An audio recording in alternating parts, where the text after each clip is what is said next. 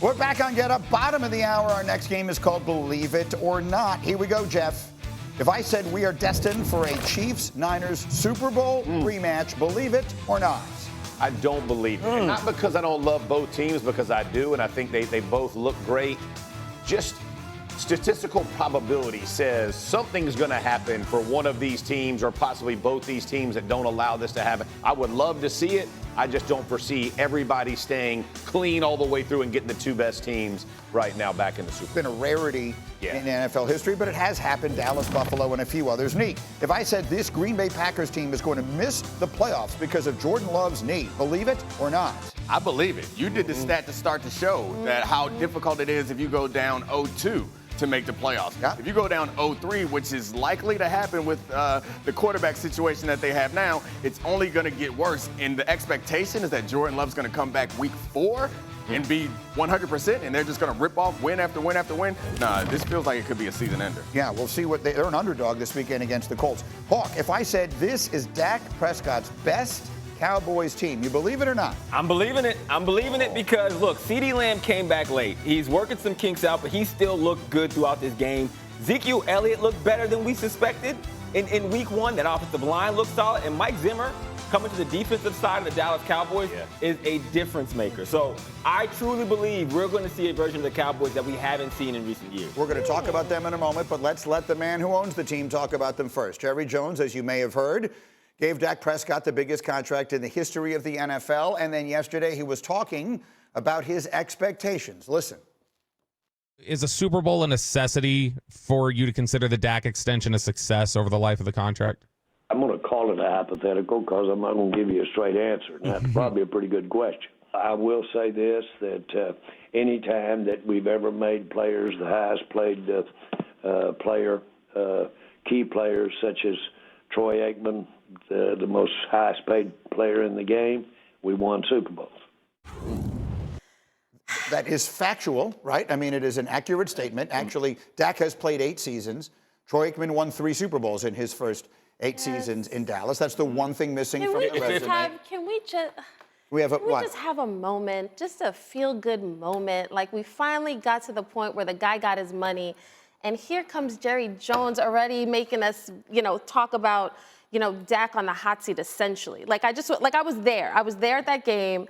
We talked to Dak after the game. This felt like elation. This felt like, yes, they finally got our guy. And Jerry starts off the week with, yeah, well, obviously the expectation is like Super Bowls, which he's not wrong. Yeah, he's not wrong. But the expectation for this team has been to get to the Super Bowl. That's my whole point. In fairness, he was asked the question. In this particular case. If the logic follows that, why wouldn't you have paid him a long time ago?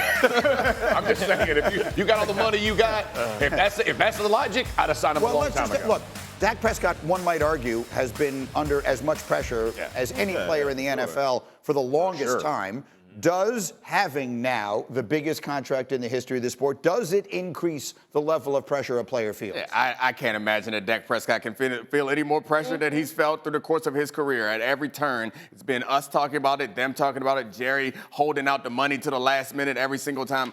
I don't think this matters to Dak Prescott. Maybe it matters to Jerry, but he should take some responsibility. We spent a lot of this offseason critical about how willing he was to spend the money to make the team good. So you can't put it on Dak all the time. At some point, you're going to have to take responsibility. And it's all on Dak. Make no mistake, it's all on Dak right now.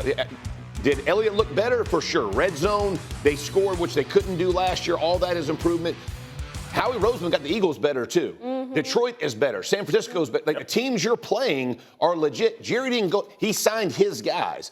He and Steven didn't bring in guys to help the squad or bolster the squad. And Grimes was here yesterday saying, well, they believe in their back. Okay, well, so does every other team. But they go out and help. They're not just asking Dak, play above the numbers, play above the X's and O's to carry your team. Because if that's your ask, these other teams are better than you. If anything, him getting his money actually probably relieves some of that pressure, right? This is his second big contract. Right. He got what he was after. Now he can just focus on playing and being the best version of himself. In some ways, when Jerry says this, I take it as him like complimenting himself. Listen, you got to know I'm not just some guy, right? And he's being like, every time I give somebody money, it's because they're going to bring me a Super Bowl.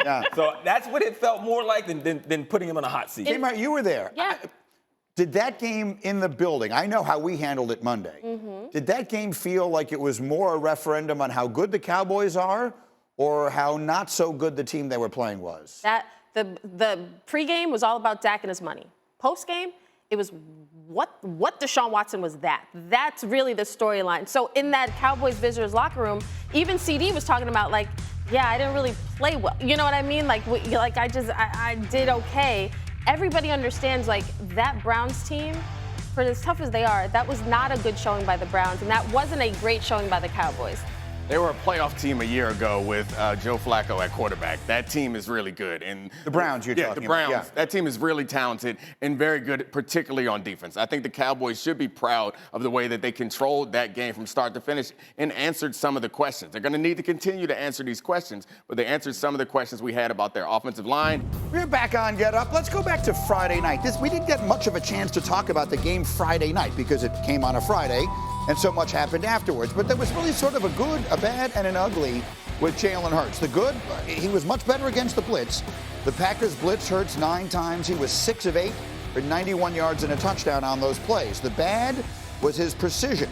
He was 0 for 5 on tight window throws, which means his target had fewer than a yard of separation from the defender. One of those was an interception. And then the ugly, which was the turnovers. He finished the game with 2 picks and a fumble lost. Those 3 turnovers are tied for the most in a game in his career. So we gave Hawk a little assignment.